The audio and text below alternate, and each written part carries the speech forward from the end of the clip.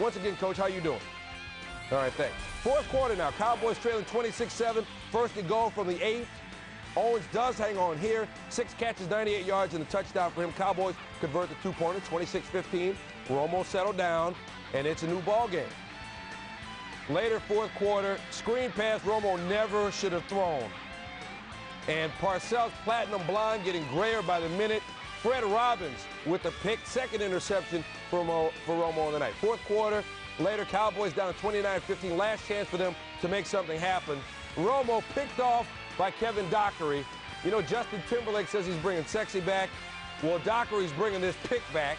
Romo 14 of 25, 227, 2 touchdowns and the 3 picks. One final check with the coach. And, well, that about sums it up. Giants go on to win it 36-22, and they've made it through a very tough early season stretch with some good-looking numbers.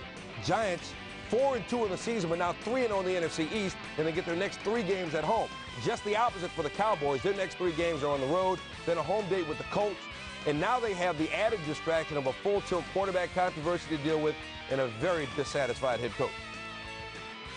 I'm ashamed to put a team out there that plays like that. I mean, really. You know, we'll apologize to the people who come out to watch that. That's not good football. I don't feel very good, you know, about the performance right now. You know, this is it's a situation where when you go in, you gotta perform and you gotta win, and that's what my job is, to help this team win. And you know, I didn't do that today. It's the same as it's always been. I have a great appreciation for this game, a great respect for this game.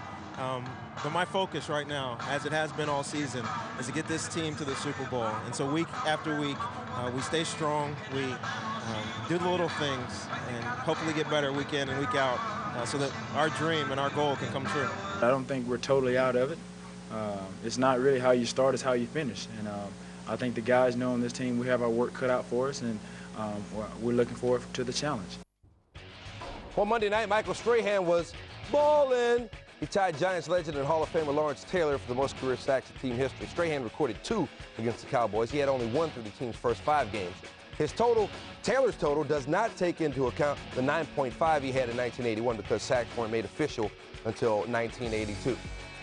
Well, coming up, much more from Monday Night Showdown in Dallas, including what or who has inspired the Giants to win 3 straight games. Plus, what impact the Cowboys' quarterback controversy will have on the entire team as Dallas goes on with its season. Also ahead inside this. Welcome back to SportsCenter's coverage of Monday Night Football. The New York Football Giants had never won a Monday night game in Texas Stadium until Monday night when they take it to the Cowboys. They take it to Drew. They took it to T.O. They took it to Tony Romo. Drew Bledsoe sacked 4 times in the first half. You know, in the Cowboys' 3 wins, Drew has 6 touchdown passes, 1 interception. In their 3 losses, 1 touchdown pass, 7 interceptions. He was yanked at halftime in favor of Tony Romo. Steve, why would you pull a quarterback, a veteran quarterback, at halftime of such a big game? Because Drew Bledsoe is a quarterback that needs a running game so he can play action, he can protect himself and the offensive line by using that play action pass. You can't run the football, you can't protect Drew Bledsoe, and at some point it gets to a point where you have to make a change to get a guy that can move around. If you can't run the football, let's let the quarterback run around a little bit and make some space. So I think there was no question that something had to change. If you can't run it, then you got to get a quarterback that can help himself. And Tony Romo can move around, and I don't think this decision was made just on the way he was playing in the first half of tonight. You look at how Philadelphia blitzed him right up the middle. Everybody putting pressure right up the middle. And he had to make a change and say, I need to give somebody an opportunity to make a play. Steve, you're absolutely right. They could not run the ball at all. They couldn't block the run. They couldn't block the pass. So let's give ourselves a chance. It's what Bill Parcells said, and put in a guy and let's start letting him make some plays. And I thought Tony Romo did just that. He made some nice plays. Yeah, he made a few mistakes, but he made some nice plays. Well, he made a few mistakes, and those mistakes resulted in balls going the other way. Right. So you're going to have to live with that as a football team now. But we were getting that with Drew Bledsoe. Well, I'm just saying both offensively and defensively now, you're going to have to live with that. You know, and you know, Romo's going to learn when to be careful with the football, when I can't make a mistake. You know, when I'm on the move, what do I have to do to make sure that I secure the ball? You know, Steve said it before. That ball right there, he saw it was going to be a mistake, and he couldn't stop the mistake. But wait. Did you just hear what Stu said? Drew had one touchdown and 7 interceptions before that. So this is not anything new. They're giving themselves more of a chance to move. I'm just saying the learning curve that I'm not talking about Drew Bledsoe. I'm talking about Romo. Right. The learning curve that he's got to go through. Right. The entire team now has to go through that learning curve. But they were going through it anyway. Well, Mort, back in training camp, Tony Romo was getting more snaps with the first team than a usual backup will get with the first team. What was Bill Parcells thinking back then? I think he was getting Tony Romo ready for this particular moment. In fact, Parcells, I think his instinct said, I want to start this guy. I want to start Tony Romo to open the season. But that he felt he would lose Drew Bledsoe, maybe for good. Maybe Bledsoe would retire on him, and he's only got 2 quarterbacks. At the end of last season, they thought that Drew Bledsoe was starting to see the pass rush, and their ability to protect the quarterback is pretty average at best. So clearly this is something that he was thinking about, and it goes back to preseason. I think it goes back to the end of last year. And what, of course, hurts a passing game is a lack of a running game. Julius Jones, 3 straight 100-yard games, only 30 on Monday night. So this is what the Cowboys have the next 3 weeks. They're on the road. I mean, we're talking like room service and everything. They got to play at Carolina, at Washington, and at Arizona. And by the way, when they finally do come back in Week 11, they come back here to play the Indianapolis Colts. A lot of Cowboy talk. We haven't talked about the team that just beat down the Cowboys. The New York Giants had 6 sacks. They've had 13 the last 2 weeks. TJ, what is it about their defense that they are getting to the quarterback? You know, we started our Monday Night Countdown show tonight by talking about what you could do to control Drew Bledsoe, and it was all about getting pressure from your front 7, especially in his face up the middle of the field. And you saw that as this game started. They ran the twist, they ran some stunts, they ran some blitzes. You can see guys showing themselves in the A and B gap, and you know, they were supposed to have that back by the block there, blocked by the back, and they got a safety. But once you could make him uncomfortable, you were going to have some success. And then Romo, they confused him with reads. You know, and that's going to happen. He's going to see things defensively that he has not seen before in practice. He's going to make mistakes. It's going to happen. You look here since the Seattle game, they've turned things around. You know, the points per game, the wins, the total yards per game, the sacks are way, way up. You know, they finally started, as Steve said, they started playing as a team. And they started, you know, early, cohesive now. And they're starting early on offense. Remember, they were playing poorly on offense in the first half and then picking it up in the second half. But tonight, they've started to play real good, real early. As you watch Plexico Burress early in the game, just goes up and make a huge play once Roy Williams ran into the referee. He's 6'6", though, Mike. He would have made the catch anyway. And that's exactly what you do with a guy. Steve talks about it in the pregame. A guy 6'5", you give him an opportunity to make those type of plays. You throw the ball up in the air, and then look at this play here. You know, of course, Terrence Newman gets lost. He's a big guy, but with great body control, able to find the football and make that play. And those big plays are huge in big games like this. Watching it in person, it was very impressive for the Giants because you know they have a lot of talent with Tiki Barber in the back, Shockey, Plexico. They had a nifty little offensive line that I thought was cohesive, but picked up all the blitzing. And I think the real key is for Eli Manning to still maintain some protection on his game. I thought Tom Coughlin's game plan was very aggressive for a young quarterback, and if that bodes well, that they have confidence in Eli to do these in big games on the road. This Giant offense, if they can stay aggressive and Eli can stay out of big problems, got in a couple today, but he can stay out of big problems. This Giant team is something to be reckoned with. Be very careful about playing this Giant offense. And not bad for a guy who's retiring. Tiki Barber, 27 carries, 114 yards, his 34th career 100-yard rushing game. Big D, the land of the team that has won more and played in more Super Bowls. On this night, Michael Strahan and the Giants defense just abuses Drew, Tony Romo, and everybody concerned with being a Dallas Cowboy. Giants on top of the NFC East. They're 4-2. Sean Mer Drew Stanton on the run, escape to the outside, he's to the end zone for the touchdown, and it's a ball game. Stanton on the run. End zone, touchdown! It is good, and Michigan State has the lead. Bonnell throws it, it is to the end zone, and it is caught! The impossible happens! Pass intercepted, the game's over! The game is over! Across the 45, 40 is Westbrook, 35-30, 25-20, 15-10-5, touchdown! Brian Westbrook! The kick, it is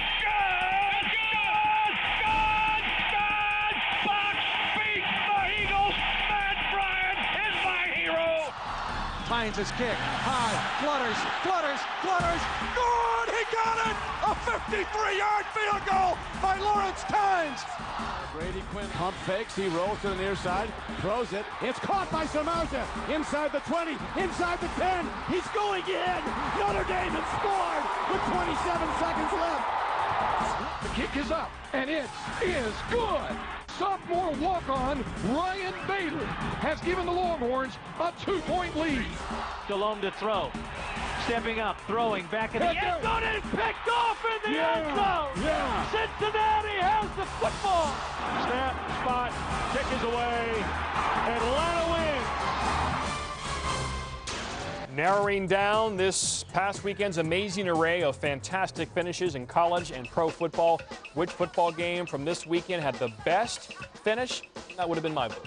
Yeah. 35%. 62 yards. 35% of Sports Center Nation says Eagles and Buccaneers once again, Nation, a job well done. Time for the Sports Center reset in case you missed Monday Night Football and you missed the highlights from Monday Night Football earlier in the show. We got your back. Giants and Cowboys hooking up at Texas Stadium. First quarter, no score. Play action fake. Eli Manning going up top for Plexico Burress. Burress 2 catches for 97 yards and a touchdown. Manning threw for a couple of touchdowns in the game. Drew Bledsoe got sacked 4 times, so the Cowboys went to Tony Romo. He went to Kevin Dockery, and Kevin Dockery went to the house. 3 picks for Romo. Did have 2 touchdown passes, but the Giants win at 36-22. Mike Tirico and company with more now from the booth. Well, this game will be talked about for a while from a Cowboy perspective for what happened in it and what's going to happen after. First to the what happened in it. Dallas gave itself several opportunities and really gave the Giants a chance to just blow this game open. Start with the safety, the pick, and then Bledsoe pulled for Tony Romo, and Joe, a young quarterback against a good defense, added to the miscue tally column. Well, Bill Parcells had basically laid the groundwork for Romo to play. Key drop by Terrell Owens really changed the fortunes of the way this game went. Romo started to force, had to throw the ball a lot, didn't get a lot of time to work with the starters, and you saw that in the lateness of some of his throws. But this lends itself to other questions. Who's going to start now for the Dallas Cowboys? Will Tony Romo be able to get enough work to be able to play? I feel like he's going to have to go back to Drew Bledsoe at some point. But how about Bill Parcells, Mike? He's on a short leash as far as how long he's going to coach in this league. He wants to win right now. I don't know if the Dallas Cowboys have an answer to their quarterback situation after 2 or 3 years. And after tonight watching Tony Romo, I'm not sure that got answered. The Giants have a running back question after this year once Tiki Barber retires, as he said he's going to after this season. But for the short term, they've got about as productive a running back as there is in the NFL. Tiki Barber is a great running back. He leads the NFL in rushing. All week long, what we talked about, of course, was him pending retirement. But he went out tonight against a defense that had not allowed 100 yards rushing at all. He got 100 by himself. It was the 70th straight game that Tiki Barber has led the Giants in rushing. You got to be healthy for all 70. You got to rush well for all 70. You can't get hurt in the middle of a game. A guy can't break a 90-yarder at the end of the game and take it away from you. His durability, his consistency, his dependability for the Giants has been spectacular. As we watch him sort of get ready to walk away, some of us look at him and say, you're at your peak right now still. And he comes back and says a lot more than football will define me, and it's very noble in many ways. God bless him. In the short term, this is a Giants team that has taken the first lap through the NFC East and come out undefeated. The Seahawks' Matt Hasselbeck says he usually watches for people at his feet after he's thrown a pass. But he said Sunday on one particular play he relaxed, thinking that play was over. Bad timing for Hasselbeck. Now he's out for at least 3 weeks with a strained knee ligament after the Vikings' E.J. Henderson rode into his leg. And listen to what Hasselbeck said about it. Quote, I don't think it was unavoidable. I'm sure he didn't try to put me out for a long period of time, but they didn't want me to finish the game either. Take a look and decide for yourself. Hasselbeck probably lucky because the play looked a lot like the hit that wrecked Carson Palmer's knee last year. What we do know is that Hasselbeck will return no sooner than the Seahawks game on November 19th. That from Mike Holmgren. So now Seneca Wallace will be sleepless in Seattle, getting ready to take over. He was a 4th-round pick out of Iowa State. He's been with the Seahawks his whole career. Never started a game, but he's a great athlete who made a big catch to set up a touchdown in last year's NFC title game. Mark Schlereth now breaking down the quarterback situation in Seattle. The Seattle Seahawks have an uphill battle to stay in the playoff race. They've lost 2 superstars. Sean Alexander out with a foot injury. Matt Hasselbeck now out 3 to 4 weeks with a knee injury. The Seattle Seahawks have to do a better job of running the football, there is no question. But the onus falls squarely on the shoulders of Seneca Wallace. He's got to be the one that improves his game. He cannot turn the ball over, and you've got to take advantage of his supreme athletic ability. Move the pocket, get him to the edge, let him have vision down the football field. Seattle Seahawks are going to have to make sure they manufacture some running plays for Seneca Wallace, as well as getting him to the edge of that offense to deliver the football. If they do that, they can stay in the playoff hunt. ESPN's Merrill Hodge has learned that Steeler quarterback Ben Roethlisberger suffered a concussion on that play Sunday in the Steelers' overtime loss at Atlanta. All X-rays and MRIs came up negative. He has no fractures. His status is uncertain for next Sunday's game at Oakland. New York made a giant statement in Big D on Monday night, coming up while a little soul-searching seems to have turned around a disappointing start for the G-Men. And up next, the Baseball Tonight crew returns to jump shots Monday night in Dallas. The Giants defense gave the Cowboys fits, especially the defensive line, which had 3 sacks. They also batted down 2 passes, and 317-pound Fred Robbins even hauled in an interception on a screen pass. Rachel Nichols has more on Big Blue's big night in Big D. Less than a month ago, the Giants were reeling, left in the gutter of the NFC East with a 1-2 record. That's when coaches and players started giving locker room speeches about being more accountable to each other. And the team's been on a roll ever since, winning their 3rd straight in Dallas Monday. As I said to the team a couple of weeks back, is when we've had enough, when we decided we've had enough, then we're going to do something about this. And that's basically when it all started. We got a team that's full of egos, personalities, and big-name stars. And sometimes you can get over your head with that, and I think everybody just looked back and did the smaller things, and that's what we've been doing. Everything about the newly inspired Giants was on display against the Cowboys. Sacks, interceptions, hard-nosed running, and big passes downfield. One of the messages that I told the guys for the game today, 2 weeks ago we still were a bad team. So let's go out here and let's show what we were made of, show that we're a different team. Let's play for each other. Strahan and the Giants defense managed just 2 sacks in the season's first 3 games. They've recorded 16 in the last 3. They've also added a new celebration dance, mimicking a basketball jump shot every time they get a sack. Strahan told me at this rate, they're going to get recruited for the Knicks by the end of the season. With the Giants, I'm Rachel Nichols. Now for a report on the Cowboys, here's Ed Werder. Bill Parcells went into Monday night's game thinking about the possibility that he, like so many defenders, would sack Drew Bledsoe. At least 3 times before kickoff against the Giants, Parcells asked backup Tony Romo if he was ready to play. Parcells decided to find out after Bledsoe, behind poor blocking, was sacked 4 times, once for a safety, and then blindly threw a goal line interception to the wrong side of the field. Throw should have gone to the other side. Okay? That's where the design of the play was. That's where the coverage was. Too many mistakes. Too much improvisation. I can't really say that I'm surprised.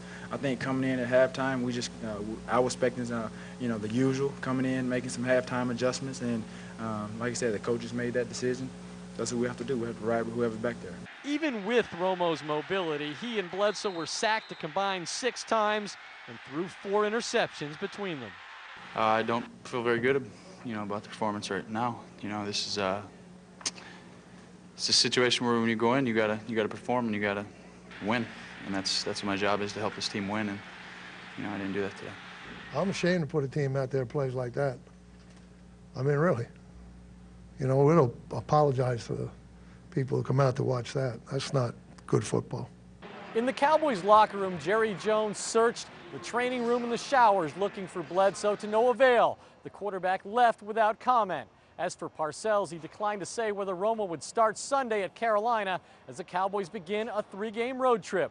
But the players seem to believe that Monday night's change was permanent. At Texas Stadium, I'm Ed Werder, ESPN. Well, you look at the raw data, and not much good on either side. Both Bledsoe and Romo were at the helm for 6 Cowboys drives. Romo generated more points and yards, but he also turned it over 3 times and got to use that mobility to chase down defenders after interception. Bledsoe sacked 4 times, making it a total of 13 over the last 3 games. Racing. The next stop in the chase for the next top 10. Let's start with some puck. Marty Turco And the Stars trying to keep the game 2-1, and check out the sheer man strength of Sergei Zubov. Watch this. This is like a opposite of tug of war. We got one guy trying to push the puck in, and that is Zubov's blade keeping it out. Stars win. Hey, number 9, dogs in costumes in West Hollywood, California. The dogs getting ready for Halloween. Yeah. Is that a dog bikini? All right, that's enough. Let's move on. ESPN the Ocho, what Jason Stolsteimer is to Von Bondi's Mark Svatos is to the Avs. He's fallen down right here. Look at this. Whoop! Over to Bruno. Andrew Brunette, big baseball fan, big Twin fan. Sorry, Bruno. Giants and Cowboys, Eli Manning, play action, the fake to Tiki Barber, and then up top for Plexico Burress. Plexico Burress was a great basketball player back at Green Run High School in Virginia Beach. 6'6", he goes up and pulls that one down, and the Giants never look back. They beat the Cowboys on Monday Night Football, the first one ever in Dallas on Monday Night Football. Sorry, Stan. Number 6, pig race, and there they go. There's Steve Levy, number 4, around their first back. And the winner is race number 2, and around the corner it's Mark Grace, and there goes Grace and Gracie, and number 3, and pig racing in Dallas, Texas. It's the Texas State Fair, you know, it's really big down there. Not their actual names, by the way. No. Number 5, Sabres and Canadians, Yuri Novotny, a laser right at Crystal Ball UA, and it had enough momentum that after it popped up in the air, it went right by him. UA can't find it. It's behind him, and it's in the net. Sabres going to win it 4-1, 9-0. Leaves does that sport thing. Yeah. Number 4, it's tough scoring goals in the NHL. It's hard. The net is only 4x6. It's harder when you use your mouth. Milan Hajduk of the Avs, ouch. He was hoping that was a ring ding. Wasn't hard for Ilya Kovalchuk. He had 3 of them. Thrashers and Panthers at number 3. All 3 goals came on the power play. Thrashers 5 for 7 on the power play Monday night, and they're having their best October ever. Number 2. Giants, Cowboys, and with this sack in the second quarter, Michael Strahan ties Lawrence Taylor for most sacks in New York Giant team history, 132.5. Ballin'. Number 1, Giants and Cowboys. Tony Romo looking for Patrick Creighton. Instead, he finds Patrick Creighton. Instead finds Kevin Dockery, rather. And Dockery's taking it 96 yards for the touchdown. He's a rookie, just his 4th NFL game, but he's got himself a touchdown as the Giants knock off the Cowboys. All right, good stuff. Up next, what to watch for in Tuesday's Game 3 of the World Series, including why it's been a long time coming since the Cardinals pulled off a World Series win in St. Louis. The last time he was in the Metrodome, Tom Brady returns. It was 8 years ago on Halloween night that the University of Michigan beat the University of Minnesota. Tom Brady on the bench. NFL primetime in full effect. Stuart Jaws, coach, I don't know. Do you think he'll start tonight? I got a sneaky suspicion he might. He is? Yeah. He will start. I think All so, right. yeah. We'll get you ready for the Monday Nighter and take a look at all the fat action from yesterday, including an undrafted free agent with his first career start. Hey, Tony Romo, it's your second straight game on national TV. Don't get nervous. First play from scrimmage. Romo with the one-hitter splitter to T.O. Owen's first 100-yard receiving game of the season. Jaws, what else happens when you give T.O. a 7-yard cushion? Well, I love the call, but you're going to get those yaks, those yards after the catch. Get him the ball in space, he makes people miss, and there's the extra yardage. I've always have gone into the game, wanting the ball. Just so happened, Tony gives us some opportunities, and I think I just happened to be on the receiving end of that tonight. And you saw Tony, scanning the field, scanning the defense, and putting the ball in the right places at the right time. I don't know if he's the player, but 6 of the players' 9 catches were for first downs. Coach, what do you like about what you're seeing out of Tony Romo? I'll tell you what he gives you. He gives you a chance all the time. Not only is he an accurate passer, he makes up his mind quick, the ball comes out of his head, but he will run with the football. There's a great fake at the draw. They ran the draw earlier a week ago, and they came back with a fake. And watch him, but he'll buy time back there. He moves around. This one's a good pass down the field. Excellent. And, the guy's got a great arm, and he's got a lot of enthusiasm, like Jaws said. But the thing is, his mobility will help him escape plays that the other guy couldn't. You saw that smile on T.O.'s face. He was all giddy about the win, sure, but also with the fact that he played a greater role in the team's success. Romo threw the rock to him 16 times, and the player responded 9 catches, his 37th career 100-yard receiving game. So Romo was good, T.O. was all good, were the Cowboys all good. First quarter, Romo standing tall in the pocket, finds his tight end, Jason Witten right there. Good idea. And, Coach, he ain't Michael Vick running the ball, but he ain't Drew Bledsoe. Well, no, but what he's going to do, he's going to make some plays. Right here, look, watch it. All he does, he gets enough. He gets the first down. He keeps the clock going. He gives you possession, and you go on to your next series of downs. And he got a good arm now, let's face it. Romo, 4 carries, 18 yards, finds Terry Glenn here, finds Glenn again. Jaws, what stands out about this coming up touchdown pass? Well, it's trust. That's the key. You have to trust your receiver. You have to anticipate the throw. You will see the back shoulder right there. If you throw that to the inside, Mike Minter's going to take it to the house. Great throw, great anticipation, Stu. Romo can't find a wideout, takes off, and he breaks a Julius Peppers tackle, which, you know, is probably in the rule book of not ever happening. 4th quarter. Watch it, buying time, bang, down the middle. Great job. Gets the ball to Witten, I believe, there. Romo, 24-36, 270. Cowboys beat down the Panthers 35-14. They were down 14-0. Romo, just the 5th quarterback since 1983 and the first in 9 years to overcome a 14-point deficit to win his first NFL start. Guys, it was only the illest matchup of Week 8. Colts, Denver. Can our brother get some Peyton Manning? Ho-hum, Peyton Manning's just saucy good. 12-yard touchdown pass. Sounds kind of boring. 345 yards, 37th career 300-yard game. Jaws, don't we say something like this every week? Like what? Like, hey, go right, go left. We're going to go Colorado, Boston. Hit it over there. Go to the left side. Okay, Beeler coming up. Beeler got 3 chins. Come quick out. I'm low. Get it over there. Okay, ready, guys. Here comes the play. That's about how it works. Now, how much of that did he really mean? He meant touchdown! Reggie Wayne. 2014 lead. And then Peyton finds Reggie Wayne, 28 yards. Just stupid accurate. 32 of 39. Coach, how does Peyton play Darrent Williams just silly here, the guy covering Reggie Wayne? Well, I tell you, they played him a lot. That was a man coverage, but they played a lot of zone. But in the zone technique, the corners are still playing man coverage, but they're giving him a cushion, but they're not playing very good zone technique. He picked this defense apart. This is a heck of a defense. Listen, the Broncos did everything they thought they had to do. They ran the ball, they scored points, they figured their defense could hold them, and Peyton Manning beat them. He found the man-to-man. Right there. Darrent Williams looking at Peyton, stops for a second. Bye-bye. That's like the slant go. Yep, bye-bye. Perfect. You draw it up, Stu. Colts go up 29-28, and the 2-point attempt. Peyton finds Reggie Wayne again. Where's Michael Irvin so he can tell me where Reggie Wayne's from? That was his 4th option on that play, Stu. That's quarterbacking. Look, 138 yards receiving for Reggie Wayne. Peyton Manning over 35,000 for his career. He did it in just 135 games, faster than anyone except for Dan Marino, who did it in 134. Marino finished his career with more than 61,000, an NFL record. But while Peyton was doing his thing, Denver's running game was doing its thing. 4th quarter, Broncos driving. Mike Bell had a career-high 136 yards, takes the rock and goes right through the Colts defense. Coach, even the Broncos fullback gutted Indy's defense. Why so many holes? Well, I tell you, the linebackers and the safeties are not tackling. Dawson's out of there. Sanders is not out of there. They're missing those 2 guys. But I tell you what, those holes were gaping, but the fills by the linebackers and the safeties were horrible. Josh, how do you learn to tackle better here? You better practice at it. It's not tackling. Look at the lane. Stu, it's not even tackling. Now you'll see the tackling. But, you know, when you give a running back in this league that kind of start, a 10-yard start, you're going to make a lot of people miss. I'll tell you what, I think Tony Dungy's going to have the tackling dummies out this week. This is why Shanahan has had 10 seasons when he's had a 1,000-yard rusher. Colts final possession, though, 1:20 to go. Who didn't know that Peyton Manning would lead them? On their own 45, Peyton to Reggie Wayne. Now, Wayne just schooled Darrent Williams. Said Reggie Wayne, quote, "I'm not going to apologize to him. My number was called today, and he was on me." What he didn't say was, and he got played. We'll just go ahead and add that. Boy.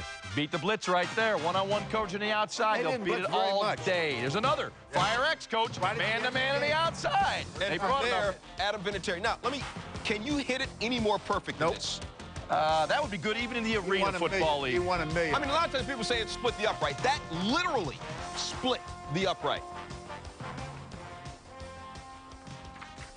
This is where Coach Dungy is so great because, you know, he just kind of reminds you of things. I mean, 2-minute drill, they get a field goal, and, you know, you just had a good touchdown, but they responded, and he says, hey, it's 1:50, you got 3 timeouts, we got plenty of time. You don't have to get very far for Vinatieri. And that just enters into my mind, and so you see my first play, instead of coming out and throwing deep, and, you know, I take a check down to a die, I go to Dallas, we get a sideline to Reggie, you know, and it's just methodical. That's where Tony just kind of keeps everybody calm, even myself, and just those good little reminders. But with a guy like Vinatieri, you don't take him for granted. I mean, and he goes out and makes them, but you sure feel confident that he's going to make them. Colts had like a minute and 40 to go and 3 timeouts. That's an eternity for them. Oh, that's a game. The Broncos surrendered 34 points yesterday. They had allowed 44 total points their first 6 games. They also gave up 3 touchdowns yesterday, 1 more than their season total entering. Most of the damage done through the air. Now, Coach, we all know that Peyton Manning is all that. We know that in those 135 games, yesterday was his Steeler QB facing the Raiders. First quarter, no score, 3rd and 7. Big Ben looking deep for Nate Washington, but his pass is tipped and picked by Fabian Washington. Roethlisberger started his career 27-4. Since then, he is just, well, he and his team have been getting housed. Later, over the middle, tipped by Thomas Howard, intercepted by Nnamdi Asomugha. Yeah. First 3 possessions, 2 picks for Roethlisberger. Jaws, why did it go wrong? Stu, it's all about decision-making. The safety in deep center field, the linebacker takes a deep drop. It's got to be a little touch on the throw. He's forcing the football into the coverage. Coach, what can he do differently? Well, I tell you what he's got to do differently. He's got to, what Jaws says is right, he's got to understand what's going on with the defenses, what's going on with his receiver. He's anticipating, but he's anticipating the wrong way. He doesn't see people coming up. Our O-line plays good, our receivers do good, and it just seems like one guy makes a mistake, and that's me. So I'm embarrassed about the way I played, and I got to step up, and they just made plays.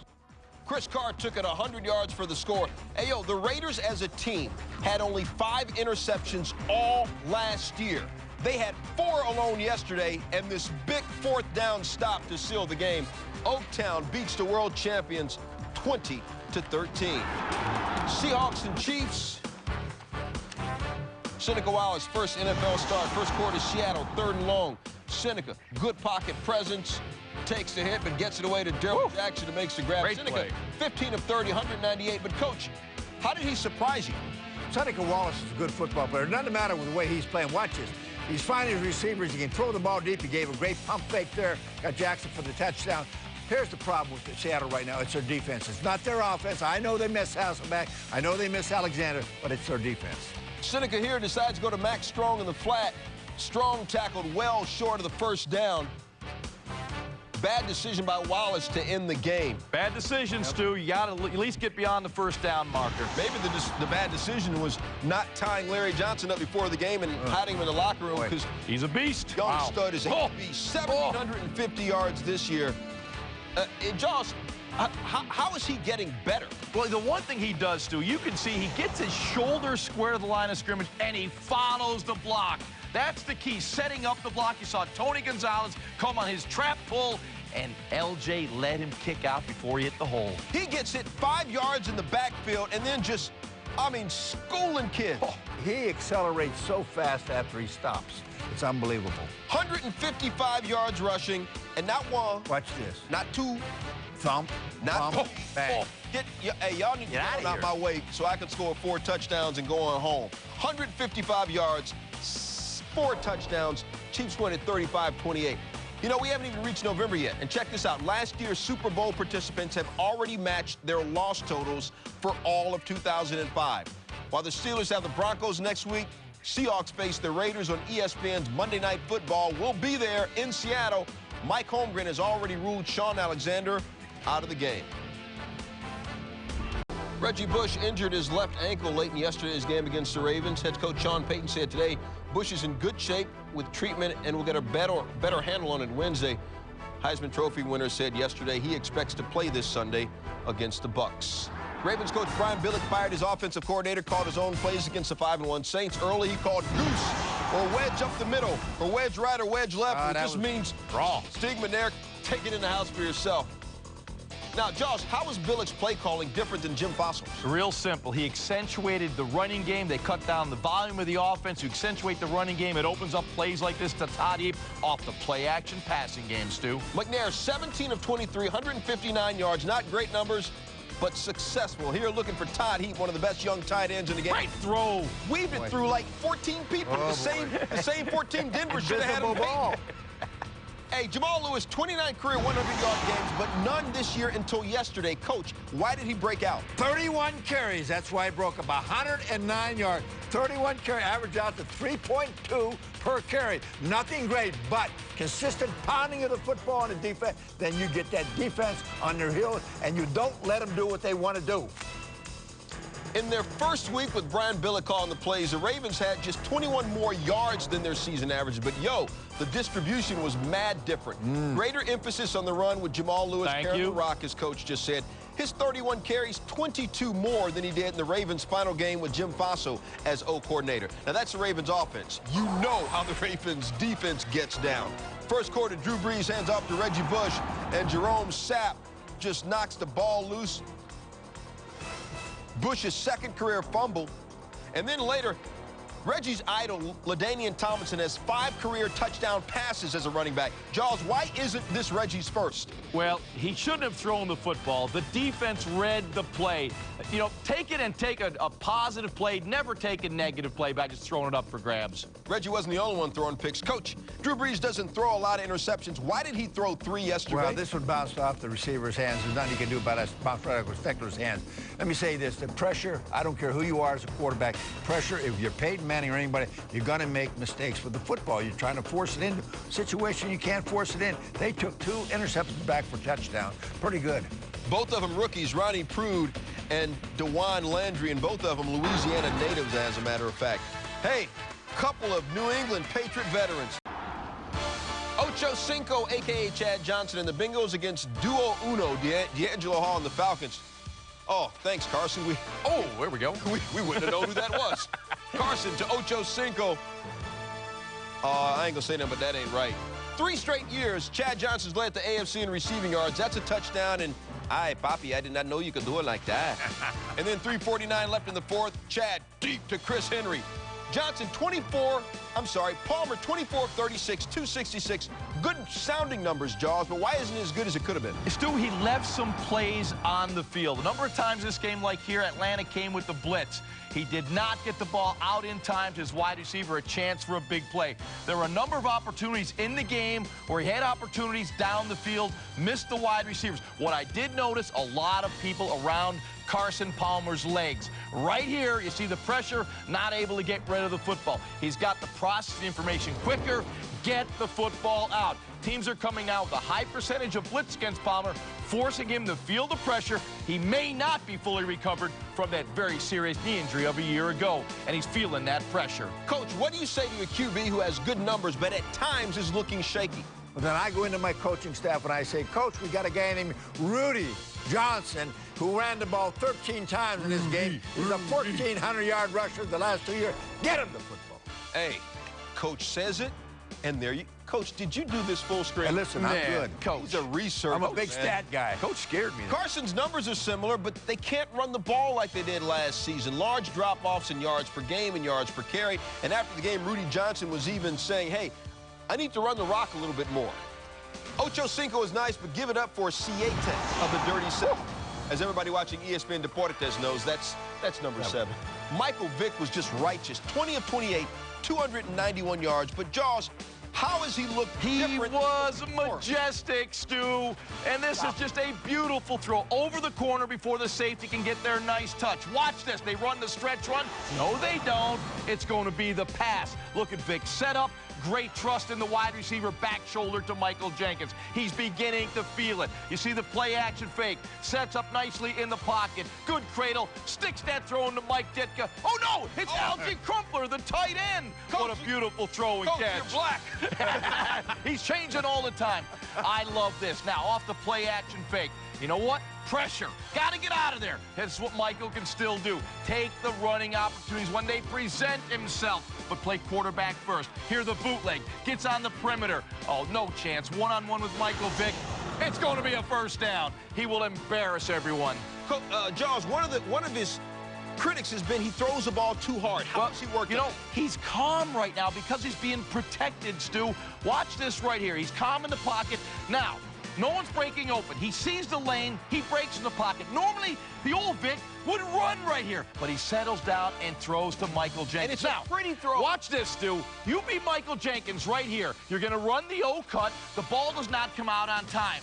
Well, you're taught to uncover. As Jenkins uncovers, you see Vic was out of the pocket and made a perfect throw. That's playing quarterback, my friends. Now, you're in the red zone area. He's going to look to who else, Coach? 83, Crumpler. There's 3 guys on him. I love this. He comes off Crumpler, goes to Justin Griffith in the flat, goes to the secondary receiver, touchdown, Atlanta Falcons. I love the maturity of Michael Vick. That's what we have seen the last couple of weeks. He's knowing how to manage the football game and distribute the football. And I can tell you this. Bears wearing orange. I ain't gonna say that, but from the 40. They never wore them in my regime. First quarter, 49ers, Moreeeee Hicks on the punt return. He makes his move, but the Bears just bulldog him. San Fran, 4 turnovers in the first half. Not good. Next drive, Thomas Jones runs the okey-doke. Oh, my goodness. Back door.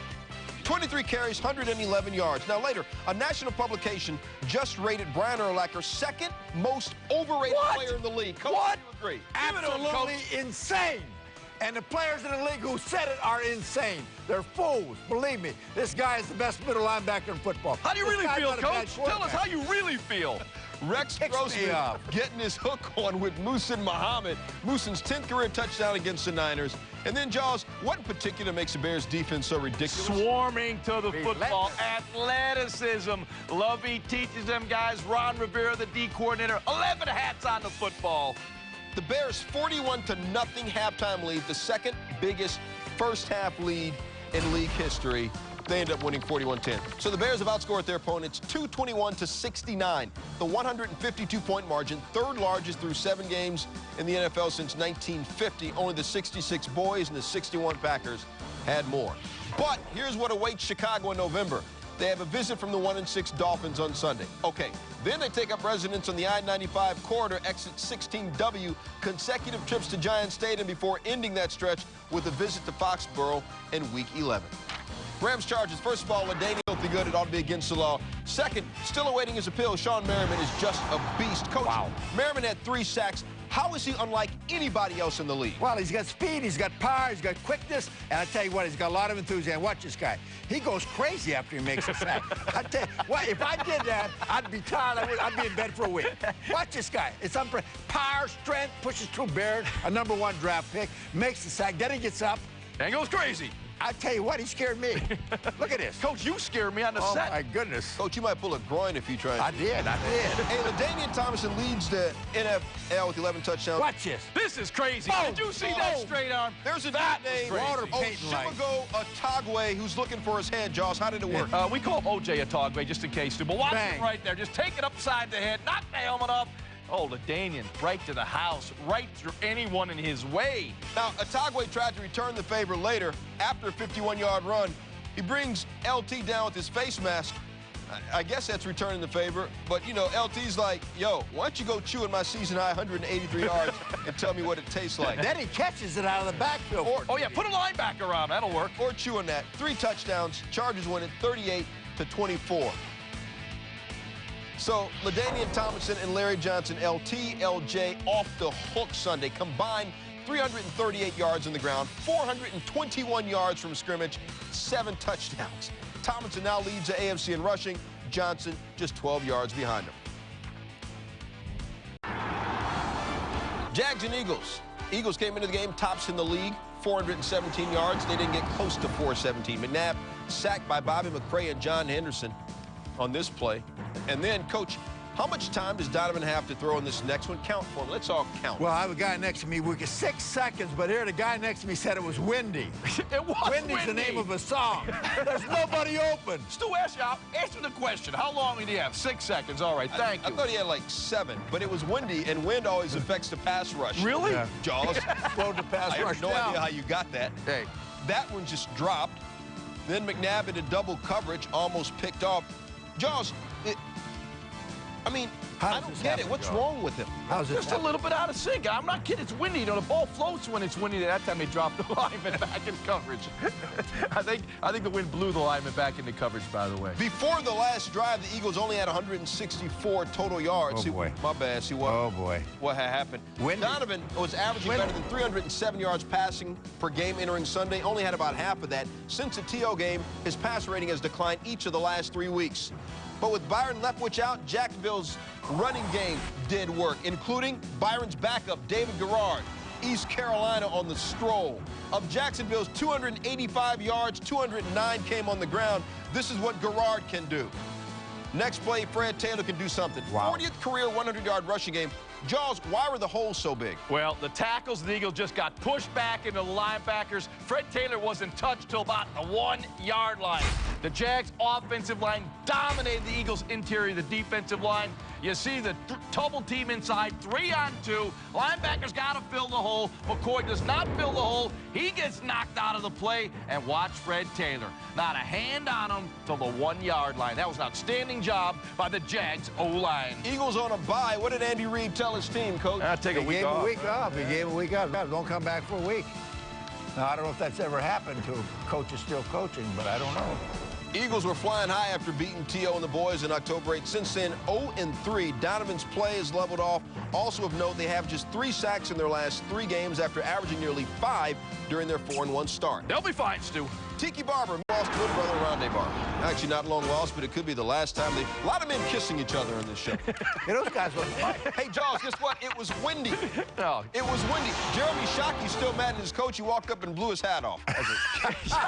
Kidding. Hey, Jaws, you got a wideout 6'5", a DB 5'10". What do you do? Throw it up!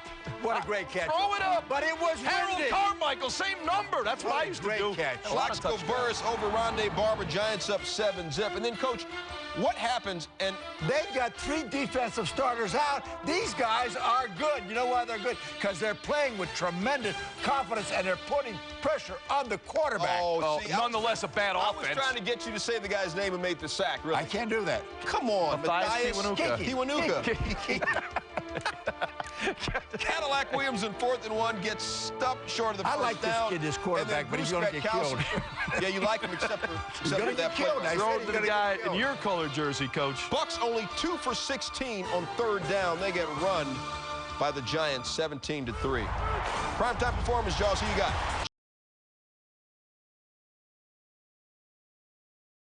Welcome to Sports Center. Alongside Scott Van Pelt, I'm Steve Meany. Just how crazy is this NFL season?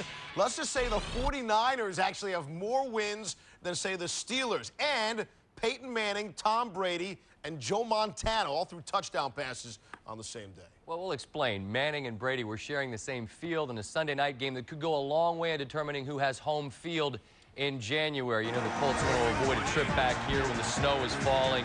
Game face and loose. A little difference in makeup of the QBs before the game started. Early on, Tom Brady. Antoine Bethea makes a catch. He was the guy that had the best shot at it, and he grabs it, and that was the beginning of a turnover parade for the Patriots. Manning, under pressure, eludes. Dallas Clark and Marvin Harrison both out there, and Marvin Harrison, the beginning of a huge evening, 8 catches. The 12th time in his career he reached 145, and he gets his face mask, grabs, is going down. Rodney Harrison injured on the play, didn't return. Later in the drive, the most prolific quarterback-wide receiver tandem in history in terms of hooking up for touchdowns. Do it yet again. The Colts up 7-0, but Brady would respond. 4th and 3, they go for it. He hits Kevin Falk, move the chains, moving in towards the end zone. We know that Colt defense not renowned for its ability to stop the run. They gave up 148 on the night. This was a tough one.